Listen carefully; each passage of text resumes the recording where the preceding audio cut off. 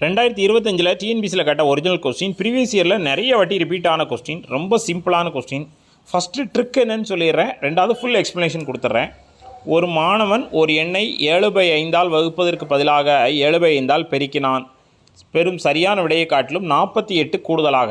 அப்போது 7 5 ரிப்பீட்டடாக வந்திருக்கு, இங்கேயும் இருக்குது இங்கேயும் இருக்குது. அப்போது 7க்கும் 5க்கும் மீச்சிமை பார்த்தோம் அப்படின்னா 35 வரணும். அப்போ கீழே ஆன்சர் 35 இருக்கான்னு பாருங்கள். இல்லை, அப்படி 35 இல்லாத பட்சத்தில் 35 மடங்குகள் இருக்கான்னு பாருங்கள். 35 மடங்கு 70. அப்போ 70 தான் ஆன்சர். இதை எப்படி ப்ரொசீஜர் படி செய்யணும் அப்படின்னு பார்ப்போம்.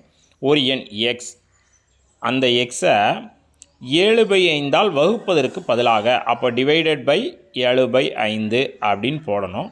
அப்போ டிவைடட் பை 7/5னா மேலே போகும்போது 5/7ன்னு வருமா?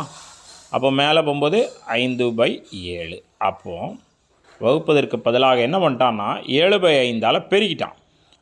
அப்போ பெருக்கின நம்பருக்கு வகுத்த நம்பருக்கு உள்ள வித்தியாசம் மைனஸ், அதுதான் 48 கிடைக்குது. அப்போ இதை சிம்பிளிஃபை பண்ணுறோம். X × 7 7x divided by 5 minus x × 5 5x divided by 7 equal to 48. 5க்கு 7க்கு மீச்சியமாக 35. அப்போ கீழே உள்ள 5 7ஆல் பெருக்கினா 35. அப்போ மேலே 7ஆல் பெருக்கினா 49x மைனஸ் கீழே உள்ள 7 5ஆல் பெருக்கினா 35, மேலே 5ஆல் பெருக்கினா 25x.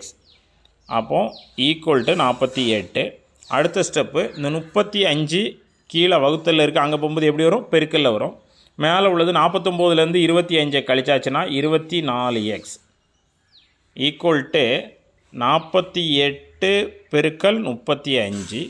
இப்போ இந்த 24 அந்த சைடில் போனால் கீழே போகும்.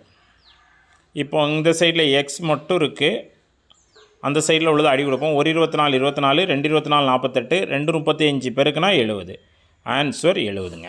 2-3 டைம் பார்த்துக்கோங்க, நிச்சயமாக உங்களுக்கு ஈஸியாக புரியுங்க. தேங்க்யூ.